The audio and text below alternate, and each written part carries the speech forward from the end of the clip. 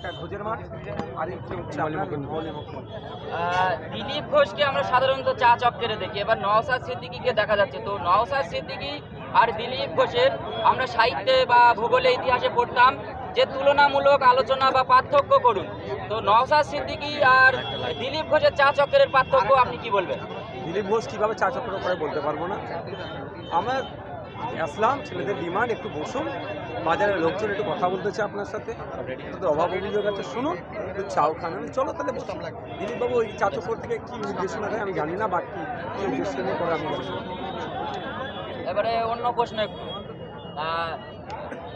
24শে October 2025 তারিখে ছেলেগোয়ালিয়াতে আপনাদের দ্বারা তৃণমূল কর্মীরা আক্রান্ত হয়েছিলেন বলে অভিযোগ এনে ওরা প্রতিবাদ সমাবেশ করেছিল তৃণমূল কংগ্রেস। সেখানে শওকাত মোল্লা বক্তব্য দিতে গিয়ে বলেছেন যে নওশাদ সিদ্দিকী যদি 2026-এ জেতে তাহলে আমি পচা কলসি মাথায় করে নিয়ে ভাঙড় থেকে ক্যানিংয়ের উদ্দেশ্যে যাব। আপনি কি বলবেন? 2021 সালে ওই সময় শওকাত মোল্লা সাহেব বলেছিলেন যে আব্বাস সিদ্দিকীর ভাই নওশাদ সিদ্দিকী যদি জিতে ভাঙড় থেকে ওনার সার্টিফিকেট ছুঁড়ে ফেলে দেবেন, উনি বলেছিলেন। তা আগে যে কথা বলেছিলেন এ করতে বলুন, আর পচা কলসি রেডি রাখতে বলুন, ওই যে কি বলেছেন সেটার জন্য। আজ 26শে অক্টোবর 2025 তারিখ, আজকে শানপুকুর অঞ্চলের চণ্ডীহাটিতে আপনাদের আইএসএফ বুথ সভাপতির বাড়িতে বোমাবাজির অভিযোগ হয়েছে। বোমাবাজি করেছে, প্রাণে মারার চেষ্টা চলেছিল। আমরা প্রশাসনকে জানিয়েছি, কলকাতা পুলিশের যথেষ্ট সুনাম আছে, আমরা law and order situation create হোক পক্ষে আমি নয়, জানিয়েছি। প্রশাসন যদি সদার্থক ভূমিকা না নেয়, আমি বলে যাচ্ছি এটা এক্সপ্লোজিভ বিষয়, এটা বোমের বিষয়, এটা নিয়ে প্রয়োজন আমরা এনআইএকে চিঠি করব, এনআইএতে অভিযোগ করব যে এত বোমগুলি পিস্তল বোম আসছে কোথা থেকে, সেটা তখন এনআইএ প্রয়োজনে তদন্ত করবে।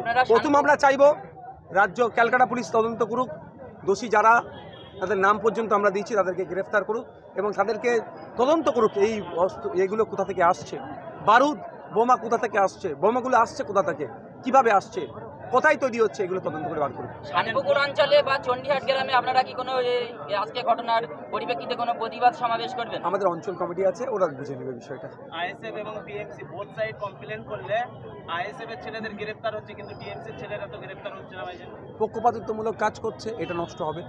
এই যে কাজটা করছে, পুলিশিং হচ্ছে না, প্রশাসন নিরপেক্ষতার সাথে কাজ করছে না, নিরপেক্ষতার সাথে কাজ করানোর ব্যবস্থা আমাদের চলছে। এবং প্রশাসন তাদেরকে মিসগাইড করে বাড়ি পাঠিয়ে দিচ্ছে এবং থানা থেকে ফেরার পথে তাদের উপরে আবার আক্রমণ। সেই জায়গাটাতে আমরা এবার তাহলে যদি প্রশাসন দায়িত্ব নিয়ে কাজ না করতে পারে, তারপরে স্টেপ হচ্ছে কোর্ট। আমরা কোর্টমুখী হচ্ছে, অনেকটা মামলা তো আমরা কোর্টে নিয়ে যাচ্ছি।